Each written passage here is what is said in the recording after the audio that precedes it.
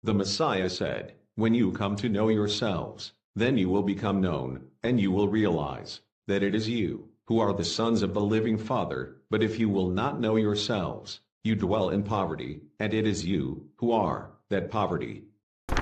Gandang gabi mga kapatid. Magandang gabi po, Thank Matt. you. Gabi po. Thank you very much. Congratulations, Bro Senan, for a very nice message. Yes. Napakaganda. Ganito, wala akong gaanong ibibigay na mensahe, pero may masaya akong announcement sa inyo. Sino ang makakahula?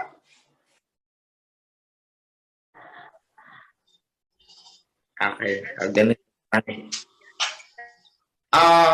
Tapos na po namin, unahin ko yung status ng Torah and Covenants. Tapos na po namin ang Proverbs.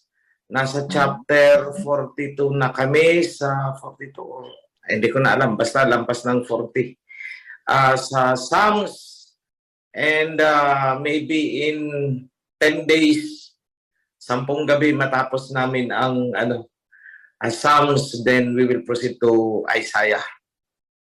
Then thereafter, magkakaroon ng final reading. Ipapa-review ulit natin yan for minor touches and mga cross-referencing natin. Then, sa temple, ongoing po ang construction natin, although naantala ng ilang araw because of the Sabbaths at nasa observation tayo ng mga feast days. And of course, dahil sa mga nakaraang araw ay masyadong maulan.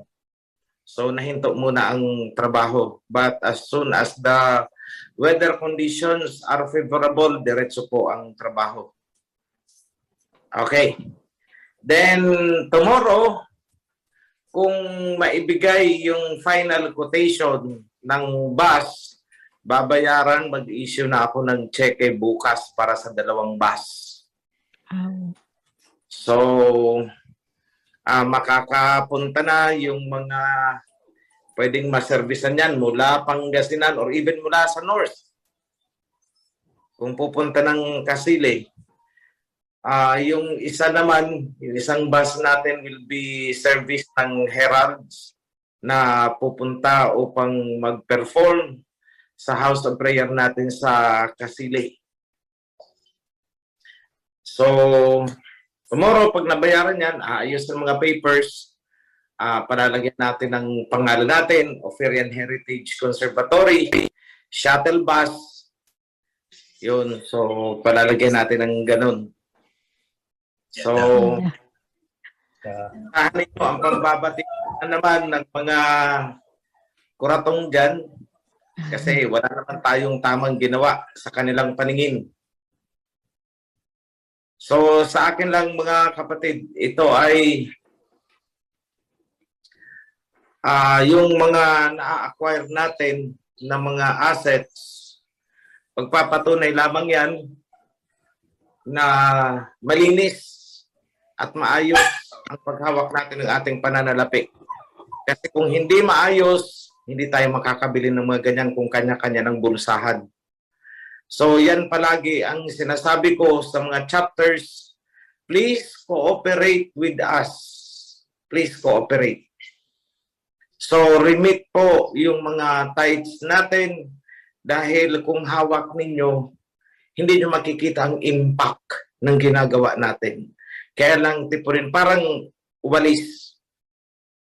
Kung tig-iisang ting-ting kayo, bawat chapter, anong magagawa ng isang ting-ting? Wala, di ba? Pero pag pinagsama-sama natin, lahat ng inyong mga ting-ting tig-iisa, at binugkos natin, binigkis natin ang isa, makakabuo tayo ng malakas na walis. So ganyan po ang principles niyan. Kaya ako'y nananawagan doon sa mga sa mga chapters na hindi nagre-remit ng tithes kasi ang iba ginagamit kaagad sa kanila. Wala pong impact na makikita. Wala. So, okay lang kumuha kayo para sa inyong mga pangangailangan, but please huwag kalilimutan ang national.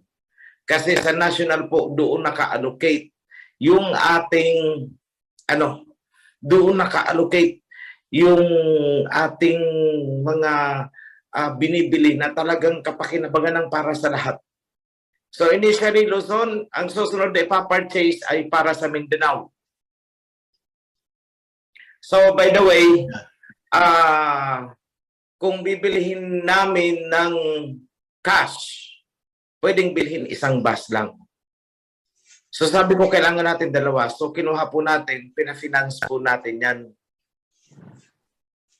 But then, yung pag-down payment is intact. Everything is intact.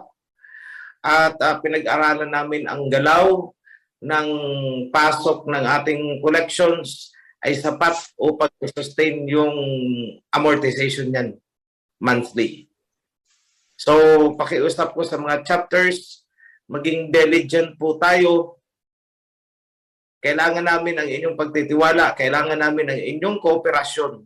Dahil hindi lang yan ang malalaking project na gagawin natin.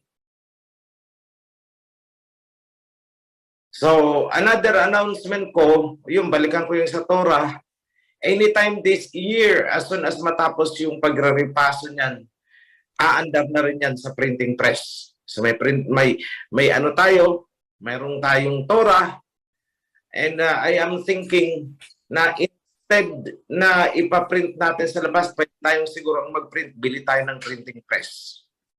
Okay. Pinag-aaralan namin ang posibilidad na yan. So ang mga volunteers ay may mga gagawin. And of course, magkakaroon din kayo ng something for your family. We will create employment. So yan po ang isa sa tinitingnan natin, whichever is feasible. Gagawa ng feasibility study yan. So going back doon sa bus, initially dalawa.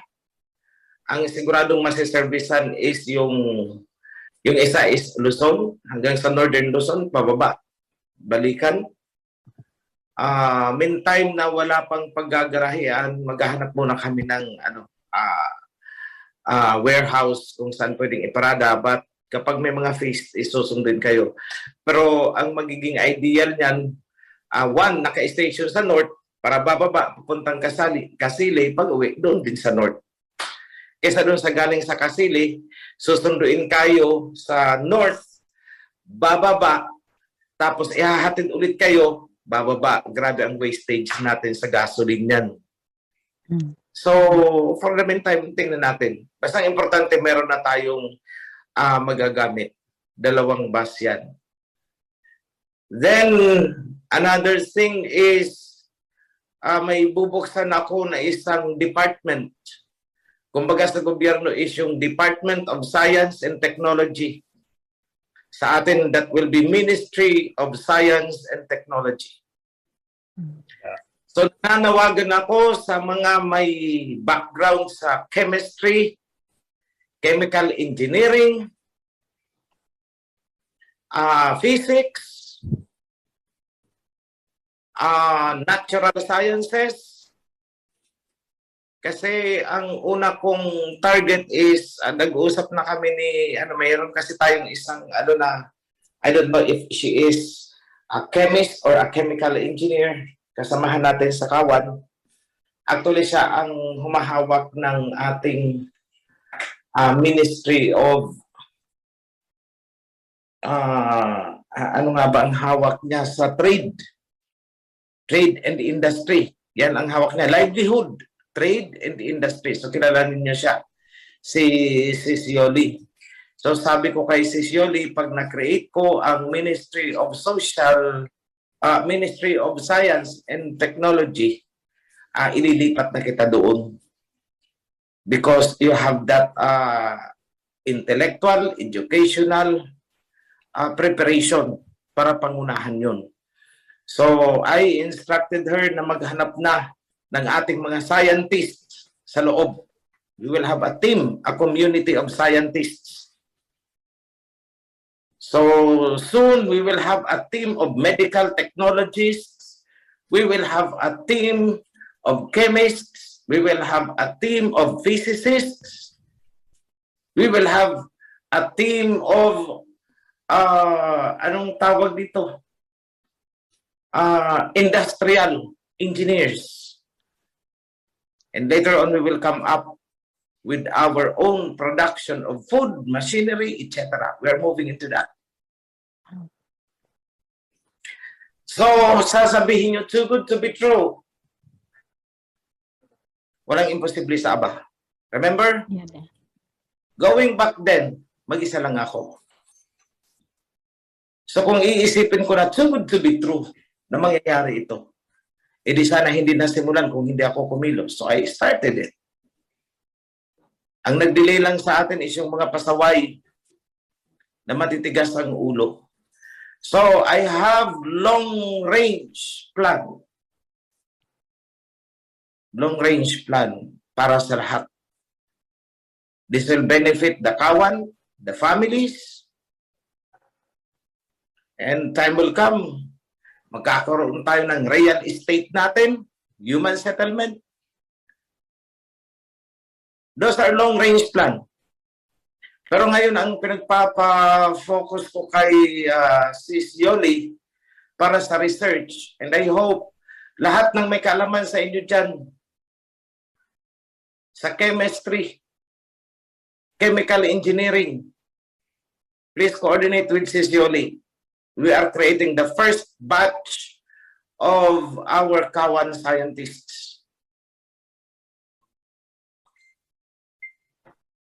So ako na ang inunahan ko na siyang manawagan kasi naisip ko baka mamaya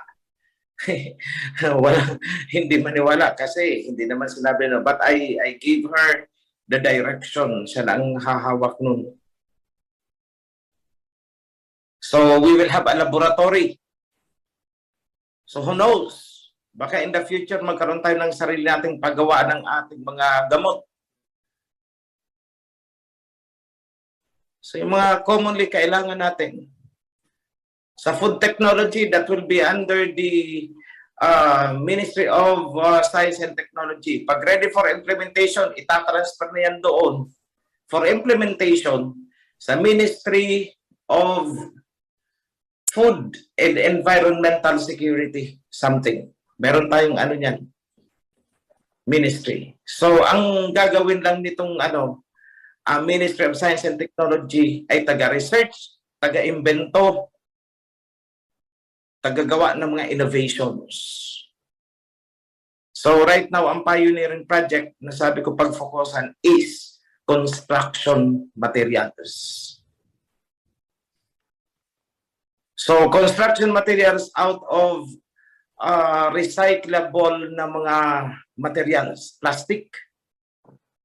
Di ba nagkalat ang plastic? In other countries, ginagawang bubong, ginagawang hollow blocks, ginagawang dingding, ginagawang sahig. Why can't we do that? Pwede nating gawin yan. So, can you just imagine kung magtutulong-tulong tayo, may technology tayo, makafabricate tayo ng sarili nating machinery, production center, ay di tayo nang gumawa ng bubong. O, ganyan yan sa Kasili. Yung sidewalk, o mula doon sa guardhouse, pababa. O lagyan natin ng bubong doon, yung parang polyethylene. We can do that. Why not? O yung sahig ng bakit tayo bibili ng masyadong maraming semento kung pwede naman i-recycle ang mga plastics and equally durable? Yeah. It's a matter of research. So, palaki po ng palaki yung empire. At hindi lang tayo ang makikinabang dito, kundi pati yung mga tribo sa bundok. Imagine panel by panel ang pinapadala natin doon. Imbis na yung dingding nila is hipan lang ng kunting hangin, giba na, wasak na. They will have a more durable material. So marami akong iniisip. Hindi lang ako nakafocus sa sinasabi lang biblical side. It's not only biblical side. Totoo naman din na nasusulat na man does not live by bread alone, So, ibig sabihin, kahit sinabi ng Messiah yon na ang tao ay hindi lamang nabubuhay sa tinapay, ibig sabihin, kailangan pa rin natin ang material na tinapay. And the same thing. We need shelter.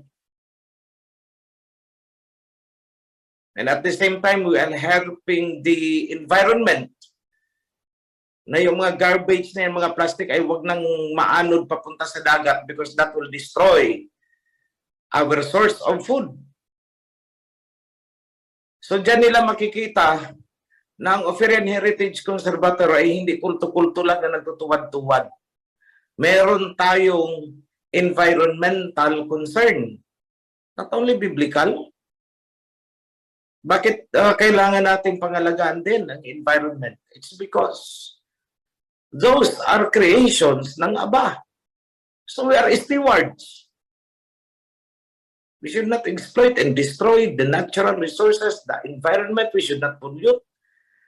And we should do our part kung anong makakaya natin.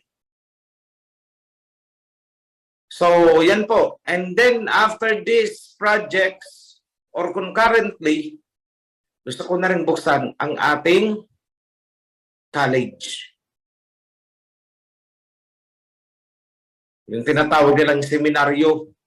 So magsimula tayo doon because the priests and incoming priests needs education, purification, and refinement.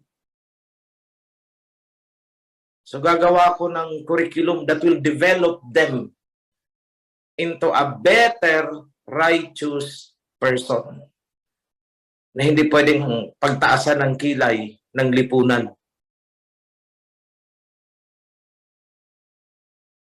Kahit saan mo dalhin, hindi sila pwedeng doon ka sa tabi. Why? Because even social graces, patuturuan ko ang ating mga priests. Not only the priests, pati ang mga leaders natin, down to the CC, patuturuan natin yan. Leadership training, social graces, some principles of psychology, mga case analysis, kung paano i-troubleshoot ang mga conflict sa kawat. And all of those na mga educational activities ay magaganap sa loob ng ating college. So, sa college natin, andyan ang infrastructure. May magagamit tayong dormitory. Complete with bedding. May mga bedsheet. May mga kutsyon. May mga unan. It's there. It's ready. So ano na lang ang kulang? Tao na gagamit. And of course, we need to upgrade siguro some concern sa facility. Hindi naman tayo naghahangad ng luxurious or yung borluloy, extravagant na school. What we need is functionality. So long as it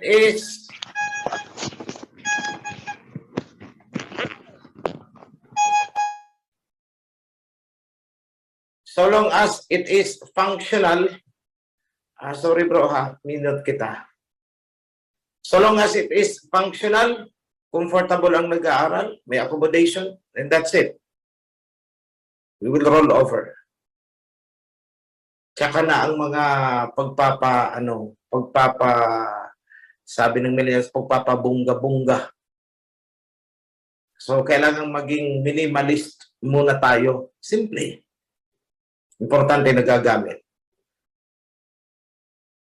So, yan lang ang aking announcement ngayon. At ulitin ko, kailangan namin ang suporta ng bawat isa. Cooperate sa plano. Huwag po kayong magsasarili. Dahil kami ay nakatingin sa pangkalahatan. Remember, kung ang mga chapters ay hindi naging faithful sa pagre-remit sa national, hindi tayo makakabili ng bus. Hindi tayo makakabili ng ambulance. Pero bakit nakabili tayo? Kasi may mga chapters na faithful sila. And I want all chapters to be faithful. Dahil darating at darating ang panahon, lahat kayo hanggang yung doon sa pinakatuktok na tribo sa bundok ay makikinabang sa lahat ng pinaplano ng mga board of elders, ang ating prime minister, mga priests. Lahat kayo ay makikinabang sa mga projects na ating gagawin. Yan lang po mga kapatid. Be blessed. Shalom. Yan na. Maraming po. salamat po. Opo, maraming salamat po aming kamahalan.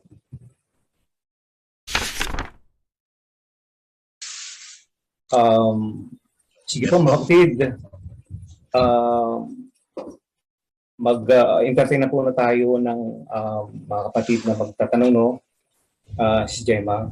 Pero nawala po yung mga kapatid na nakataas kanina ng kamay. Mga kapatid, pakitaas lang po ulit ng kamay, no? Kung talagang meron po kayong dapat tinawin sa pinalakay po ng ating BM Christine po. Meron po tayong katanungan sa chat box. Akin pong babasahin. Ang tanong po niya, ang 7 assemblies po ba at ibang kaharian ay magpapasakop din po ba sa kaharian na ating tinatayo? Salamat po. Yes, lahat yan magpapasakop because there is only one and only one kingdom. Yada. Kung paano sila makikipag-integrate sa atin, hindi ko alam. Ang aba na ang nakakaalam nun. But it will surely happen. Yada. Kagaya niyan kung ibabalik natin yung panahon na nakaraan. 3 years ago, ulitin ko, mag-isa ako. Kung tatanungin ako, paano mo titipunin ang mga tupa? Ang sagot ko ay hindi ko alam.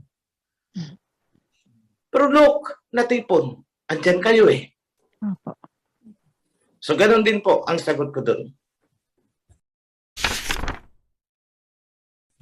Magandang gabi po. Tanong ko lang po yung tungkol po doon sa Revelation City to Stress. Kasi po galing ako doon sa Babylonian religion ay yung City to Stress, yun daw ang katuparan, yung paglitaw ng mensahero ng silangan. So natapat daw po yon sa pagsisimula ng unang digmaang pandaigdig noong 1914. Ang tanong ko ngayon, ano naman po ang palatandaan ng paglitaw ng mensahero ngayon po kay sa ating pong kamahalan? One word, covenant.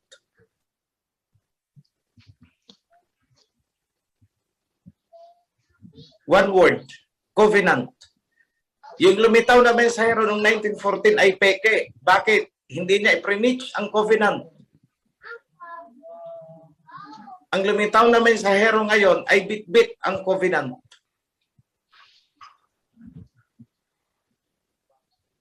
Yan po, kapatid.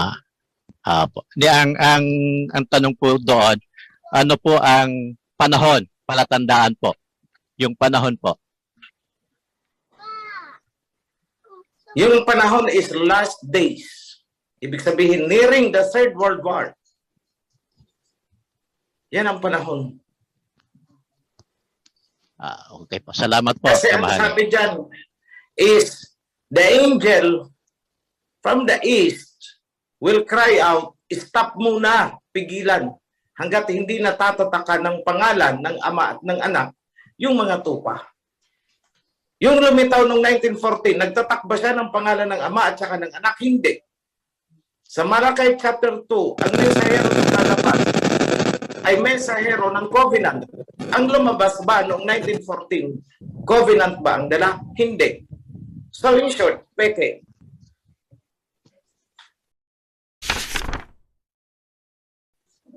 Okay po. Sa panghuling pong pananalita ang atang basbas po ng atin pong kamahalan. Kamahalan, ang iyo pong basbas ay aming pong hiningi sa gabi ito. Yada. Mga kapatid, bago ko ibigay yung panghuling pagbabasbas, Bro Limuel sa Dabnor, kindly remain after the meeting para pakinggan ko yung gusto mong sabihin kanina in privacy. So yun lang po.